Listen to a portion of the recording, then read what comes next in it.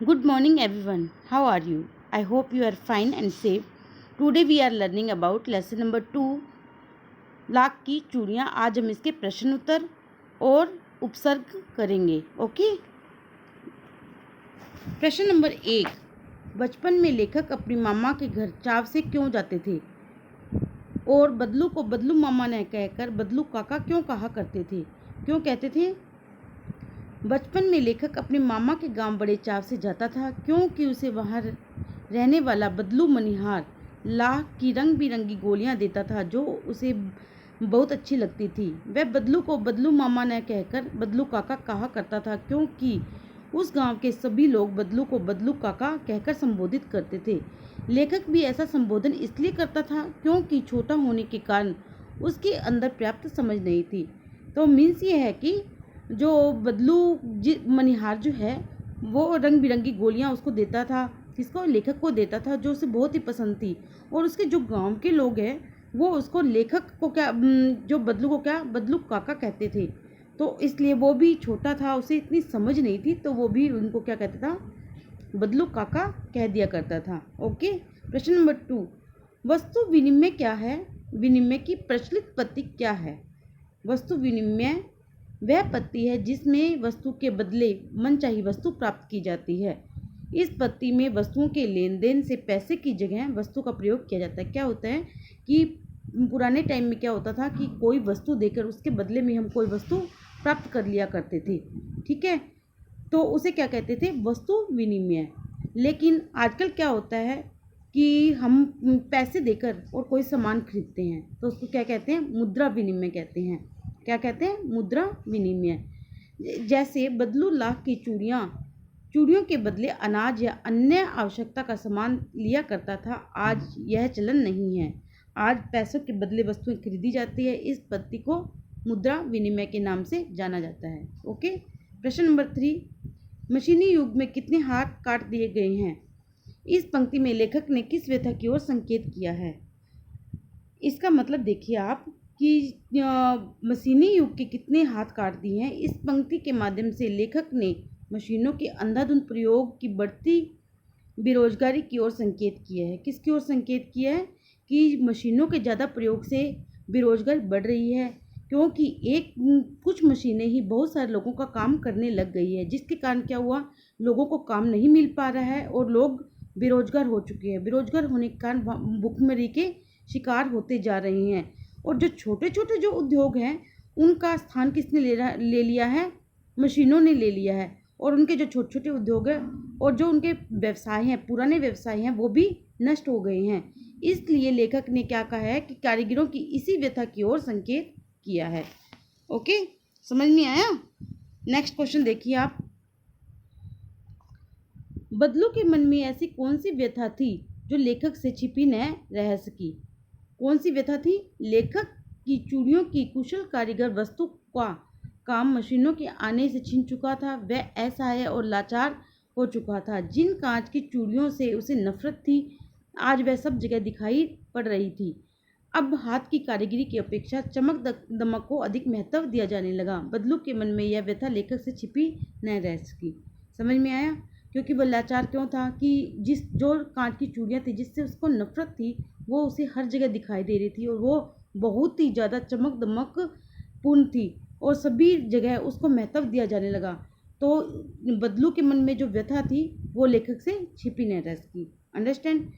प्रश्न नंबर 5, मशीनी युग में बदलू के जीवन में क्या बदलाव आया? मशीनी युग के कारण बदलू का काम छिन गया था। वह क्या हो गया? बेरोजगार हो गया और गरीबी का जीवन उसे जीना पड़ा और उसे अपनी गायें भी बेचनी पड़ी। कमजोर था वह, वृद्ध हो गया यानी बूढ़ा हो गया और बीमार और चिंतित रहने लगा। क्या हुआ कि वह बेरोजगार हो गया, उसका जो काम है वो छिन गया और उसे गरीबी का जीवन जीना पड़ा और उसे अपनी गायें भी बेचनी पड़ी। वो कमज़ोर हो गया और वृद्ध हो गया और बीमार और चिंतित रहने लगा। ओके, ये हमारे प्रश्न तो कंप्लीट होते हैं। अब हम स्टार्ट करते हैं उपसर्ग। अब इसे आप ध्यान से देखें। इसमें से कोई भी क्वेश्चन बन के आपके सामने एग्जाम में आ सकता है। देखिए, जैसे एक साइड में है उपसर्ग और दूसरी साइड में क्या है? उपसर्ग से बने शब्द। अति, अति से क्या बनेगा? अत्यंत। अब आपको इसमें पूछ सकते हैं कि अति से आप कोई 2 वाक्य बनाइए, 2 शब्द बनाइए, तो आप क्या लिखोगे? कोई भी लिख सकते हो, अत्यंत, अति। अब आपसे पूछ ले अत्यंत में आप बताइए कि मूल शब्द कौन सा है और उपसर्ग कौन सा, छांट कर लिखनी है। तो आप क्या लिखोगे? यहाँ पर लिखोगे मूल शब्द और एक साइड में लिखोगे उपसर्ग। ठीक है, यहाँ पर लिख दोगे उपसर्ग। मूल शब्द इसमें कौन सा है? अति और अंत। अति अंत, यहाँ पर अंत क्या हो गया? मूल शब्द हो गया, और अति क्या हुआ? उपसर्ग हो गया। समझ में आया? अति क्या है? उपसर्ग है, और अंत क्या है? मूल शब्द है। ऐसे ही अत्याचार में आचार क्या है? उपसर्ग मूल शब्द है, और अति क्या है? उपसर्ग है। ऐसे 2 शब्द बनाइए, अबोध और अमिट। अ क्या है? उपसर्ग है, बोध क्या है? मूल शब्द है। अन से क्या बना? अनपढ़, अनमोल। उपसर्ग कौन सा है? अन, और मूल शब्द कौन सा है? पढ़। अधि से बनाइए 2 शब्द, अधिकार, अध्यक्ष। अब इसमें उपसर्ग है अधि, और अक्ष क्या है? मूल शब्द। अनु से अनुचर, अनुशासन। उप से अपमान, अपयश। अव से अवगुण, अवगत। आ से आजन्म, आगमन। उत से क्या बना? उत्कर्ष, और उद से उद्गार। ठीक है, इसमें उपसर्ग कौन सा है? उत उपसर्ग है, और कर्ष क्या है? मूल शब्द, और गार इसमें मूल शब्द है, और उद क्या है?